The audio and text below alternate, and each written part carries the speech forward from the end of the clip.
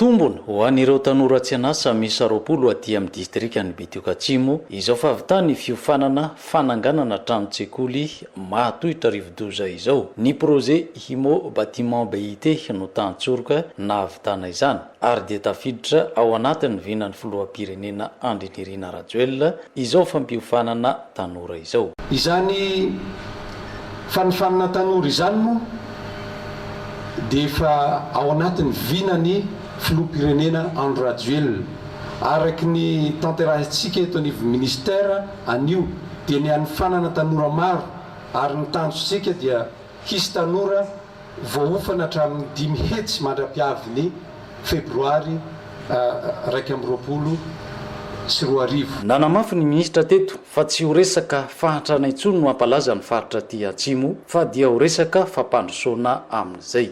Dia maneho ny solidarité amin'ny Atsimo mba tsy hoe fahantrana no resana ty amin'ny faritra Atsimo fa kelikely eo dia ho fampandrosoana satria ananatsika mihotrikarena rehetra hoentina hanatanterahana izany fa mila kosa tsika teknika, mila professionnalisme.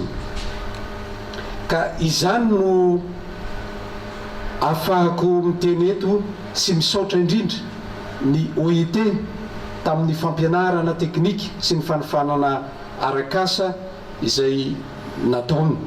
Zava-dehibe zao ho an'ireto tanora reto so an'ny faritra ary modely tsara ho alaintahaka. Porofontsika amin'ny alalan'ity tetikasy ity anefa fa afaka mitondra fiovana amin'ny fanatsarana amin'ny faram-piainan'ny tanora eto amin'ny firenentsika ity tetikasy ity. Tokony haparitaka manerana ny faritra Atsimo andrefana. Notsindriny Dr Tovondrainy Ranoelson Edali, governoran'ny faritra Atsimo andrefana, fa faritra tokony androso amin'izay ity faritra Atsimo andrefana ity. Faritra faran'izay manan-karena indrindra zao tompona andraikitra voalohany faritra Atsimo andrefana miten'izao androany tiako rentany rendanitra izany.